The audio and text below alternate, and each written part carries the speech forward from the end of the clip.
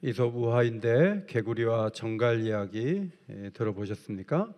정갈이 개구리에게 강을 좀 건널 때 도와달라 요청을 하는데 개구리가 잘 듣지 않습니다. 혹시 정갈이 쏘면 어떻게 하나 하는 두려움이 있어서 태워주지 않으려고 했어요. 계속 부탁을 하니까 결국 승낙하게 되었습니다. 정갈을 태우고 강 반쯤 왔는데 개구리가 그토록 무서워하던 독이 몸에 퍼지고 있었습니다. 온 몸이 마비된 상태에서 죽어가던 개구리가 물었습니다. 왜 쐈어? 그랬더니 정갈이 이렇게 대답했어요. 그게 내 존재 방식이니까. 나는 쏴야 되거든. 그래서 결국 강 중앙에서 쏜 거죠. 문제는 개구리가 죽으면 정갈도 물에 떠내려가 죽는 거예요. 지금 세상은 타협이 안 돼요. 뭐든지 충돌하고 반으로 갈라서고 야유하고 생존 방식이 너를 없애야 내가 잘 살아, 이런 방식으로 세상이 흐르고 있습니다. 성경은 피차 물고 먹으면 망하게 된다, 그렇게 경고하지 않습니까? 나라가 둘로 양분돼서 타협안이 들려온 듯해도 금방 또 결렬이 되죠. 성경은 서로 다른 생각을 가진 사람들이 어떻게 하나가 되는지 여러 가지 역사적 사례를 보여주는데 그 중에 하나가 오늘 본문이에요. 3절에 내가 무할례자의 집에 들어가 함께 먹었도다. 할례 받지 않은 사람의 집에서 가서 같이 먹었다는 거죠. 고넬료 집에 가서 성령 받는 모습 보고 세례 준 사건을 이런 식으로 이야기하면서 예루살렘 교회는 비난하는 사람들이 있었습니다. 할례는 유대인들이 계약의 자손인 것을 보여주는 상징으로 여겼고, 할례를 받아야 정결하다고 봐서 할례 받아야 거룩하다고 이렇게 생각을 했습니다. 그러므로 할례 받지 않는 이들과 교류하다가 결국은 거룩이 훼손이 되고 문제가 생기기 때문에 특별히 식사 교제는 금지하였습니다. 할례를 안 받았다는 것은 율법이 없다는 것이고, 율법이 없다는 것은 내 마음대로 산다는 것인데, 그런 종류의 사람하고는 교제하지 않아야 된다. 이것이 유대인의 철칙과 같은 원칙이었어요. 그래서 교인들 중에는 베드로를 비난하는 이들이 있었던 것이죠. 그러나 할례의 의미는 마음에 있는 거예요. 신명기 10장 16절에 그러므로 너희는 마음의 할례를 행하고, 여러분, 할례가 사람들에게 보여주기식이고 사람들 앞에서 서로 할례 받지 않은 사람 말하지도 말라, 그렇게 하려면 이마에다 해야죠. 이마, 머리에다가 이마에다 해가지고 사람들이 저분은 할례 받았구나 안 받았구나. 근데 어디다가 해요? 남자의 가장 은밀한 부분에 하는 거예요. 그러면 옷을 벗고 다니지 않는데 할례 받았는지 안 받았는지 어떻게 알아요? 이것은 거기에다가 할례를 하라는 것은 그것은 마음의 할례를 의미하기 때문이죠. 그러나 마음의 할례를 받아서 하나님의 법을 수용적인 태도를 보이고 하나님 앞에 열린 마음으로 살아가라는 그 깊은 의도를 빼고 할례를 받은 자와 받지 않은 자를 구분하면서 굉장한 편가르기를 하고 있었습니다. 빛과 어둠이 함께할 수 없는 것처럼 유대인과 이방인은 함께할 수 없다, 그런 논리를 폈어요. 2절에 할례자들이 베드로를 비난했죠. 비난하다, 디에크리논토라는 헬라어 단어, 디아와 크리노의 합성어예요. 뭐뭇의 근거로 해서 비난하는 거예요. 그러니까 일종의 선고하다, 법정에서 선고하다, 고소하다, 그런 의미로 사용되는데, 아무리 베드로라 해도 그렇게 잘못했다면 이거는 고속감인데 하고 비난을 퍼붓게 된 거죠. 그때 베드로가 이것을 설득하는 과정을 우리에게 오늘 보여주는데 우리가 배울 만해요. 첫째로 차례로 설명하기입니다. 따라합시다. 차례로 설명하기. 할례자들이 자기를 비난하지만 사실 조금 전까지 보자기에 쌓인 뭔가 먹지 못할 것들이 내려오는 그 환상을 보기 전까지는 베드로도 같은 입장이었어요. 할례 받지 않는 사람들하고 교류해서는 안 된다는 입장을 베드로도 가지고 있었는데, 그 환상과 음성, 성령의 도우심 때문에 경험하다 보니까 깨진 거죠. 조금 전까지는 자기 입장이잖아요. 그러니까 베드로가 화내지 않고 설명을 할 수 있었던 것입니다. 저는 이 말씀을 보면서 사도행전 8장에 사마리아로 올라가서 거기서 안수할 때 사람들이 성령 받는 거 봤는데, 개처럼 여기는 사마리아 사람에게도 가서 성령 받는 걸 보았는데, 거기서 집사들이 가서 복음을 전하고 세례를 줬는데, 아니 고넬료만 문제인가? 사마리아도 문제인데? 하고 제가 쭉 자료를 찾아보니까 사마리아 사람들은 할례를 받아요. 그러니까 그 사람들은 반쪽 유대인이고 혼혈이지만 그래도 할례를 받은 사람들이에요. 고넬료가 불러 모은 친구와 친척들은 모두 할례를 받지 않은 사람이에요. 유대인의 정결례에 따르면 대화도 하면 안 되고 밥도 먹으면 안 되는 그런 사람들에게 세례를 주고 성령이 임했다고 하니까 교회 안에 반대파들이 생긴 것이죠. 베드로의 결정과 행동을 비난했습니다. 저는 베드로 사도가 보통 사람이 아닌데 그런 생각이 들어요. 베드로는 예수님의 수제자잖아요. 베드로는 오순절 성령 강림할 때 그 중심에 있었고, 교회가 설립할 때 어떻게 보면 교회 설립자잖아요. 최고의 제자가 베드로 아니었습니까? 그는 복음을 위해서 감옥에 간 적도 있어요. 아나니아와 삽비라 사건이 일어났을 때, 그것을 책망할 때 2명의 사람들이 죽었어요. 말 한마디에 사람이 장례를 치르는 무서운 일이 벌어지기도 했어요. 교회 안에 원망이 일어났을 때 그것에 대해서 사람을 세워서 더 부흥하는 방향으로 기막힌 목회의 키를 가지고 움직였던 사도 중에 한 사람이 베드로예요. 베드로는 룻다와 욥바에 가서 하나님의 역사를 일으켰고, 베드로는 특별히 욥바에서 죽은 사람을 살린 사람이에요. 이 사람은 보통 사람이 아니에요. 가이사랴에 가서 하나님의 놀라운 말씀을 전했을 때 이방인들이 놀랍게 성령을 받고 세례를 주는 그런 일이 예루살렘에 와서 비난의 근거가 될 수 있는가 했을 때, 베드로 사도를 함부로 말해서는 안 돼요. 비난하는 사람은 누구예요? 그 할례 무할례자와 교류했다고 비난하던 그 사람들은 누구예요? 어쩌면 베드로에게 세례받은 사람들이에요. 베드로의 말씀을 듣고 성장한 사람들이에요. 그들이 베드로의 여러 가지 교회를 위한 헌신과 그동안의 하나님과 그리스도와 밀접한 관계를 맺어온 긴 세월에 비하면 사실은 아무것도 내세울 것이 없는 사람들이에요. 그럼에도 불구하고 유대교 전통에 따라서 이방인과 교류해서는 안 된다는 그 전통 하나를 가지고 와서 베드로를 교회 앞에 부끄럽게 만들고자 했습니다. 정말 화가 나서 베드로가 너를 메어 가리라, 너를 메어 내가리라, 그 말 한마디가 터져나오면 교회는 어떻게 될까요? 반으로 쪼개지겠죠. 베드로는 성령의 은혜 가운데 차례대로 설명을 했어요. 그런데 저는 이 설명을 보면서 조금 놀란 것은 무엇인가 하면, 예수님이 부활하신 다음에 성경을 풀어 말씀하실 때 마음이 뜨겁지 아니하더냐, 엠마오로 내려온 두 자제에게 성경을 풀어줬잖아요. 그런데 베드로가 구약의 말씀을 박식하게 풀어내기보다는 자기의 최근의 경험을 소개한 걸 보게 돼요. 보자기가 내려왔는데, 욥바에서 본 환상인데, 베드로야 잡아먹어라 라는 음성이 들렸다는 거예요. 주여, 깨끗하지 않은 것을 먹은 적이 없습니다, 못 먹겠습니다 했지만 내가 깨끗하다고 한 것을 네가 속되다고 하지 말라, 그런 음성이 들려왔을 때 밖에서 누군가 노크를 했다는 거죠. 그 타이밍이 기가 막혀요. 고넬료가 보낸 사람들이 도착을 해서 문을 두드렸어요. 그래서 문을 열어줬다는 것이죠. 그리고 고넬료에게 가서 왜 나를 불렀느냐 했더니 그가 천사의 지시를 받아서 베드로라는 사람이 있다, 욥바에 가라, 그래서 사람을 보냈다는 거예요. 그래서 그 말을 듣고 말씀을 막 전하는데, 말을 시작할 때 벌써 성령이 거기에, 예수님에 대해 전혀 모르는 사람들이 가득한 그곳에 성령이 오셔가지고 사람들이 방언을 하기 시작했어요.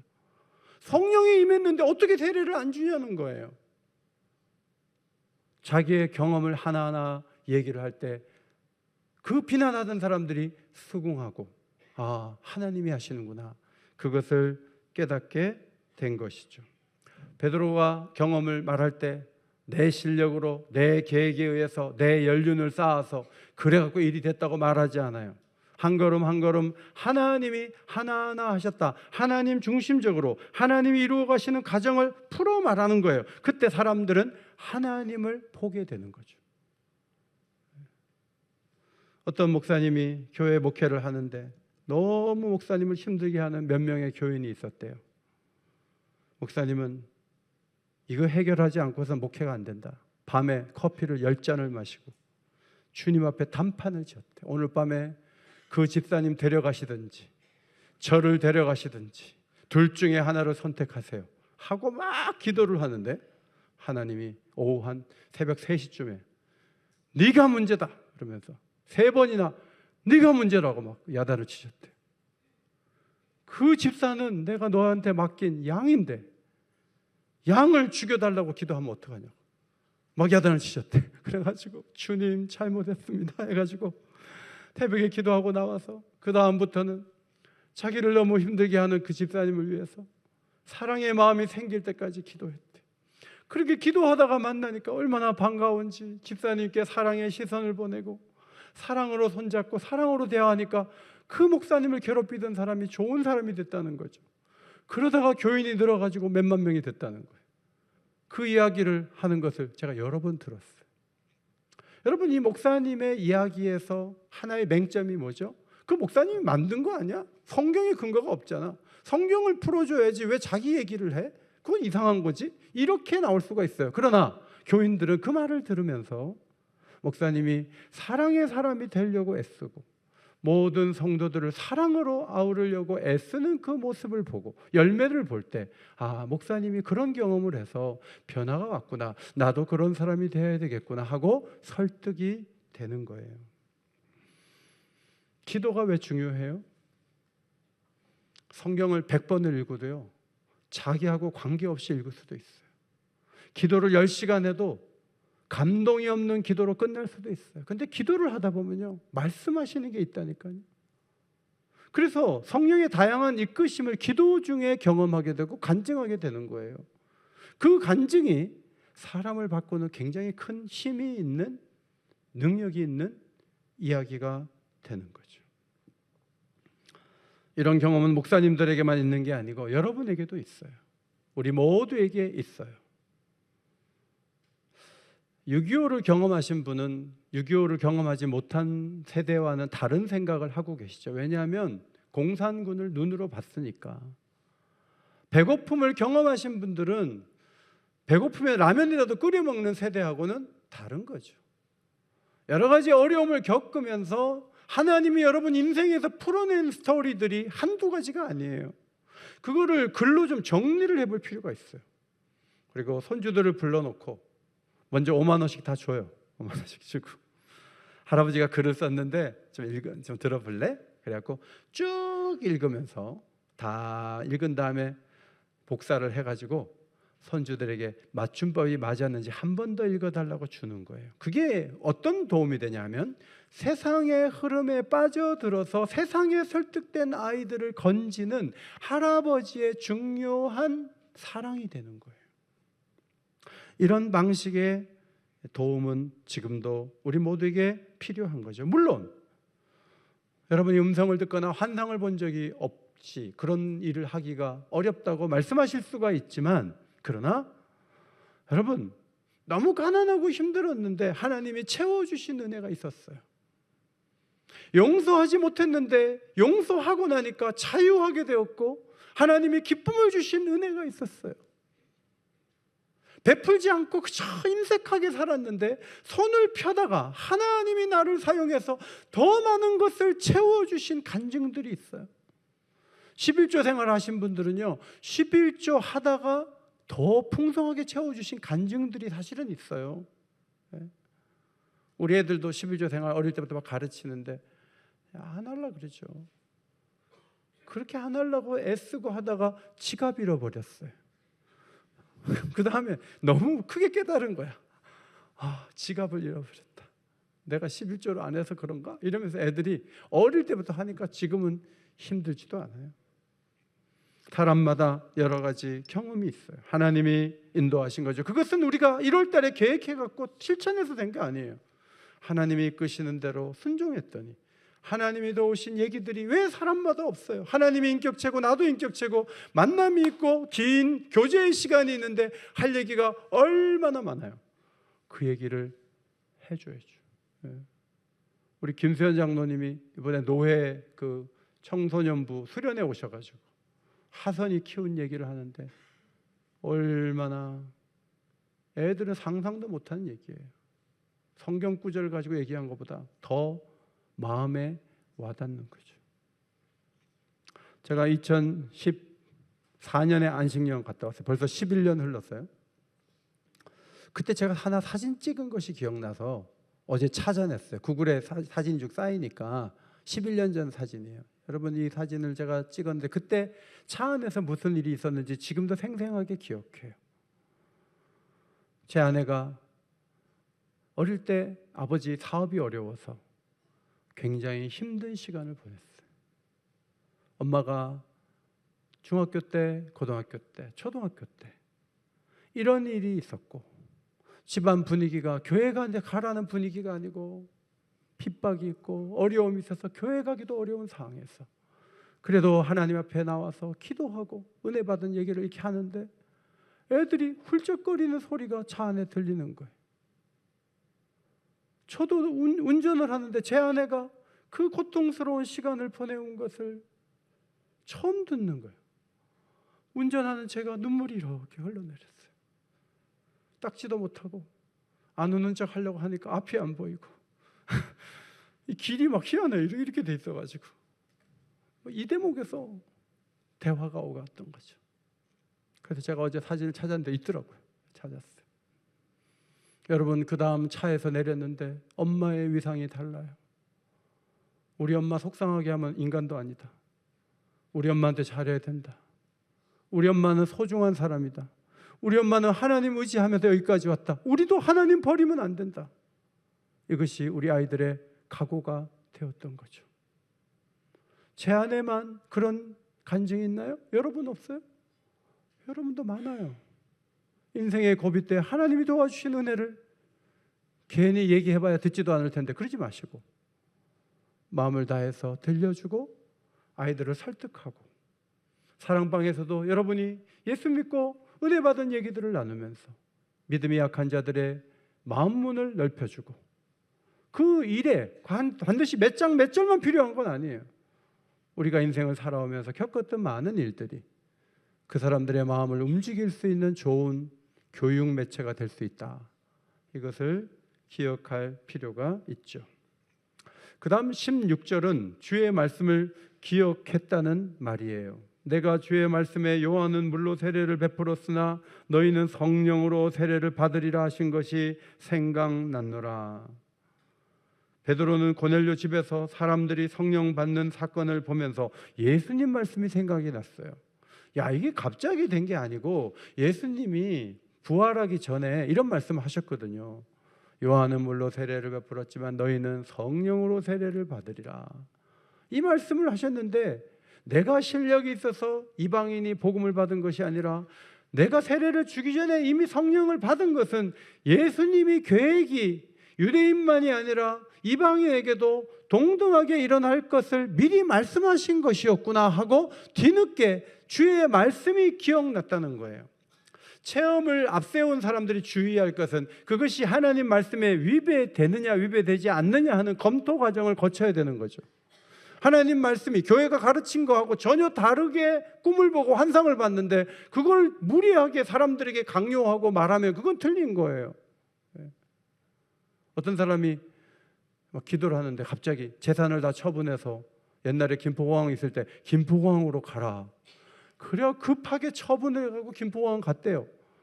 근데 아무 일이 없어서 다시 막 기도를 하는데 김포공항에서 다시 음성이 들려오기를 집으로 돌아가라 그러더래. 그래갖고 집에 갔다가 김포공항 갔다가 몇 번 왔다 하니까 정신병원에 입원을 해야 된다는 거지. 이거는 맞지 않는 거예요. 하나님 말씀에 저촉되면 안 돼요. 하나님 말씀에 일관되게 지지를 받는가를 점검하는 말씀을 한 구절을 정확하게 넣고 있어요. 16절이죠. 그런데 이 말씀을 볼 때는 너희가 성령 세례를 받게 된다는 것은 보지만 현장에서는 유대인의 오순절이나 고넬료 집에서 있었던 오순절이 같은 모양으로 나타났다는 것이 중요해요. 예수님이 이 말씀을 하실 때 이방인을 염두에 두고 말씀하셨다는 것이죠. 신명기 말씀 아까 말씀드렸는데 마음의 할례를 행하고 목을 곧게 하지 말라. 그 다음 구절이 신명기 10장 17절 18절이에요. 너희 하나님 여호와는 신 가운데 신이시오 주 가운데 주시오 크고 능하시며 두려우신 하나님이시라. 사람을부터 읽습니다. 사람을 외모로 보지 아니하시며 뇌물을 받지 아니하시고 고아와 과부를 위하여 정의를 행하시며 나그네를 사랑하여 그에게 떡과 옷을 주시나니. 여러분 집에 며느리감이 왔어요? 사위감이 왔어요? 외모 봐요 안 봐요? 키가 130이야 좋아해요? 아니요. 네. 공부도 되게 안 했어요. 얼굴도 되게 못생겼어요. 우리 외모를 봐요. 근데 하나님은 외모를 보지 않아요. 하나님은 부모 없이 자란 것을 약점으로 보지 않아요. 하나님은 남편 없다고 홀대하지 않아요. 하나님은 정의를 행하세요. 하나님은 집이 없다고 함부로 하지 않고 그에게 필요한 것을 주시는 분이에요. 여러분 이 말씀에 이방인은 없지만 구약 성경을 잘 보세요. 이스라엘에 많은 과부가 있지만 사르밧에 있는 과부가 가뭄이 끝날 때까지 통과 기름병에 그 재료가 계속 채워졌잖아요. 나환자들이 유대에도 많이 있었지만 아람 나라 나아만 장군이 엘리사에게 와서 치료를 받았어요. 그것은 이방인을 향해서 하나님이 뭔가를 하실 것이라는 예언적 사건이라는 것이 예수님의 해석이에요. 유대인들은 너무나 이방인을 멀리했어요. 베드로만 하더라도 안 돼요. 내가 사마리아까지는 갔어요. 이방인에게 내가 그 집에 왜 가요? 나는 못 가요. 그거죠. 그러나 환상을 보여주면서 그 틀을 깨는 거예요. 그게 하나님이 하신 일이에요. 그 일을 설명하면서 17절 최종적으로 베드로가 한 얘기죠. 17절 한 음성으로 읽겠습니다. 시작. 우리가 주 예수를 믿을 때 주신 것과 같은 선물을 그들에게도 주셨으니 내가 누구에게 하나님을 능히 맡겠느냐 하더라. 그 선물이 성령을 말하는 거예요. 유대인이 받을 때 성령 받는 모습이나 고넬료 집에서 성령이 내려온 모습이나 같아요. 같은 성령이 오신 거예요. 질이 떨어지는 성령은 없어요. 동일한 성령이 똑같이 임하시면서 사람들이 방언을 했던 거죠. 그래서 세례를 줄 수 있었던 거예요. 베드로가 말할 때 내가 누구이기에 하나님을 능히 맡겠느냐 이렇게 말한 게 중요해요. 나의 언어로 말하는 거지. 너희는 누군데 하나님을 막느냐 이러면 감정 상하죠. 내가 하나님 막을 수 없다 이 말 속에 너희도 막아서는 안 된다는 말이 포함되어 있으니까 이것은 좀 더 부드러운 어조의 설득이에요. 그걸 배워야죠. 세 번째, 성령이 이끄시는 반응이 18절에 나와요. 일찍이 복음을 전할 때마다 사람들이 반응을 잘했느냐? 그렇지 않죠. 5장에 가면 공회에서 신문 받을 때 복음 전할 때 어떤 반응이 있었어요? 5장 33절 그들이 듣고 크게 노하여 사도들을 없이 하고자 할세. 더 가격하고 복음 전파 자체를 싫어하면서 죽이겠다는 거죠. 스데반이 설교했을 때도 반응은 이겁니다. 그들이 큰 소리를 지르며 귀를 막고 일제히 그에게 달려들어 성 밖으로 내치고 돌로 쳤다. 복음을 전할 때 많은 사람들이 죽었어요. 선지자들이 하나님 전한 메시지를 전할 때 그 소리가 듣기 싫어서 선지자를 죽였어요. 그것이 이스라엘의 역사예요. 그러나 오늘 베드로의 설명을 들으면서 과격했던 할례자들이 잠잠하게 되죠. 그리고 베드로의 생각과 행동을 수용하게 되고 15장에 가면 할례를 굳이 받지 않아도 구원에 이를 수 있는 데까지도 나가요. 한 단계 더 남았지만 사람들의 어떤 변화가 보이는 거죠. 자, 반응 18절을 한 음성으로 읽겠습니다. 18절 시작. 그들이 말을 듣고 잠잠하여 하나님께 영광을 돌려 이르되 그러면 하나님께서 이방인에게도 생명 얻는 회개를 주셨도다 하니라. 힐난하고 막 비난하다가 창피해서라도 끝까지 비난해야 되겠다. 그 신앙인이 아니죠. 베드로 얘기를 들어보니까 성령이 이방인에게도 오시는구나. 베드로가 혹시 거짓말하는 거 아닐까? 의심하지 않고 받아들이고 하나님께 영광을 돌리면서 하나님께서 이방인에게도 생명 얻는 회개를 주셨구나 인정을 하는 자리에 나갔다는 것이죠. 여러분, 이렇게 받아들이면 더 좋은 교회를 이룰 수가 있어요. 사도 바울의 이 편지도 설득하는 내용들이에요. 왜 편지를 썼겠어요? 바쁜 사도가 편지를 쓴 이유는 어떤 문제가 있고 그 문제를 해결하기 위해서 장문의 편지를 쓴 거예요. 로마서는 유대인과 이방인이 하나가 안 되니까 그 관계를 좀 풀어보려고 복음적인 얘기를 다시 한번 들려준 설득의 서신이 로마서예요. 빌레몬서는 도망친 오네시모를 용서하도록, 그 주인 빌레몬이 용서하도록 용서를 위한 설득의 편지가 빌레몬서예요.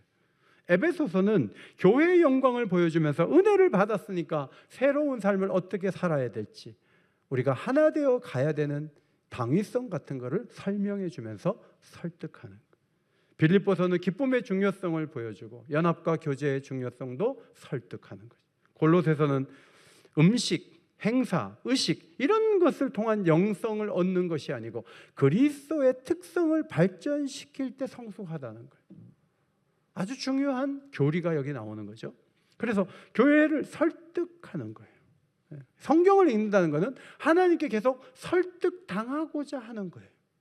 여러분이 기도를 고집스럽게 해서 하나님을 움직이려고 하는 태도보다는 하나님께서 하신 말씀대로 내가 설득을 당해서 하나님 원하시는 방향으로 한 발이라도 내디딜 수 있으면 그거는 기도가 성공한 거고 말씀 읽기가 성공한 거예요. 그러나 내 생각이 조금 더 움직이지 않는다면 읽으나 마나요.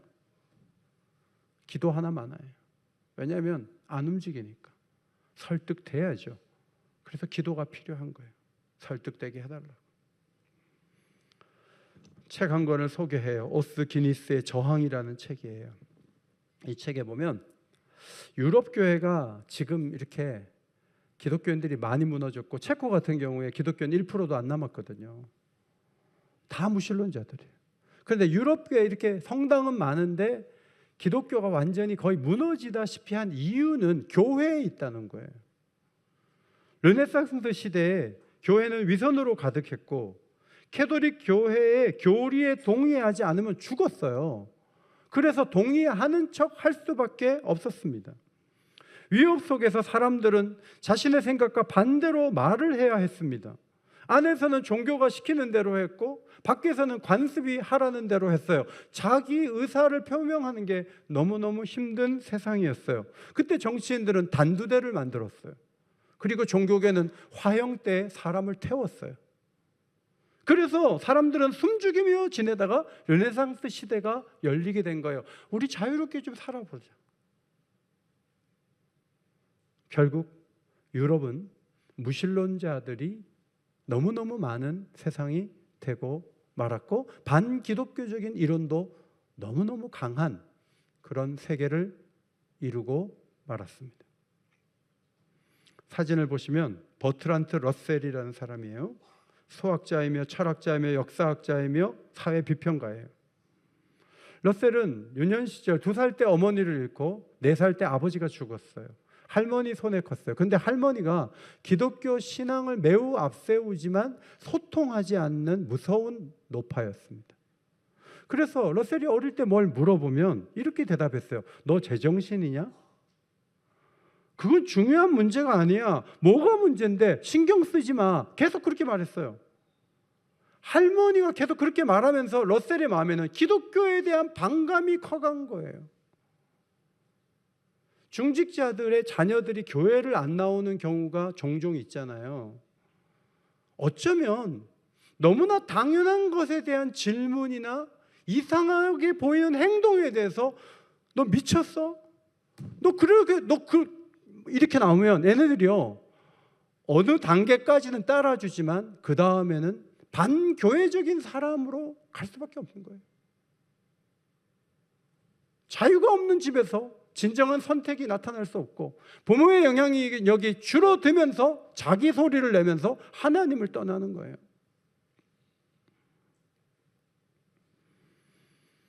수많은 무신론자들의 공통점이 뭔지 아세요? 어렸을 때 교회를 통해 입은 상처예요. 오카는 목사님 아들 중에서도 도저히 받아들일 수 없는 얘기를 하고 다니는 아들이 생겼어요. 위대한 설교자가 계속 설교하는데 자기 자식은 교회가 도저히 받아들일 수 없는 말을 하고 다녀요. 책을 써요. 그럼 우리가 잘 산 걸로 볼 수 있느냐 하는 거예요. 베드로는 차례로 설명한 이유가 뭔지 아세요? 조금 전까지, 환상 보기 전까지 그게 자기예요. 그러니까 겸손하니까 그게 보이는 거예요. 겸손하지 않으면 안 보이죠. 아니 뭐 내가 성령으로 막 확 소리 지를 텐데, 아유 저게 뭐 다 내가 옛날에 했던 모습인데 설득해야지. 여러분, 자녀들이 아빠 좀 안 믿어줘. 아빠 오늘 좀 교회 가기 싫어. 그럴 때 여러분이 중세시대 교회가 했던 실수를 자식에게 하면 안 돼요. 부드러운 말로 하셔야 돼요. 그리고 여러분의 간증을 들려줘야 돼요. 아빠도, 저도 중학교 때 반주를 맡았는데 다음날 시험이 너무 걱정이 돼가지고 11시 본예배 반주였거든요. 개척교회니까. 제가 안 갔어요. 얼마나 큰 죄를 저질렀는지 몰라요. 그래도 우리 어머니가 참고 기다려줘서 제가 목사가 됐잖아요. 그때 우리 어머니가 돌아오자마자 저한테 뭘 하나 던졌으면 저는 교회를 계속 안 다녔을 거예요. 물론 밥은 안 준다고 했지만. 아들과 딸들이 고민하는 그 고민을 여러분도 했고요. 초신자들이 근본부터 흔들리는 얘기를 여러분이 초신자 때도 흔들렸던 얘기예요. 사실은 처음 보는 얘기도 아니고 처음 듣는 말도 아니에요. 다 우리 얘기예요. 그러니까 베드로와 같은 겸손한 마음으로 얘기를 해야 돼요. 설득이 안 되는 걸 지나치게 하려고 하면요, 공동체는 어려움을 겪어요. 설득을 충분히 하고 시간을 갖고 뭐든지 하나님의 은혜 속에 평화롭게 하는 것이 교회에 가르쳐 주신 방법이지, 막 머리도 채워가지고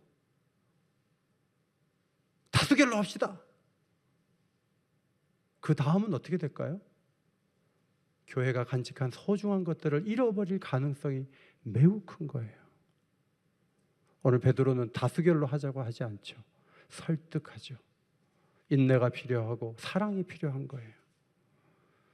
옥인교회가 하나님의 사랑을 잘 간직하고 여러분이 흩어졌을 때 어디 가나 소통 전문가가 되어서 김창옥 씨처럼 여러분이 사람들의 마음을 풀어주고 아름답게 연결해주고 하나 되게 만드는 그런 역할들을 감당하시기를 예수의 이름으로 축원합니다.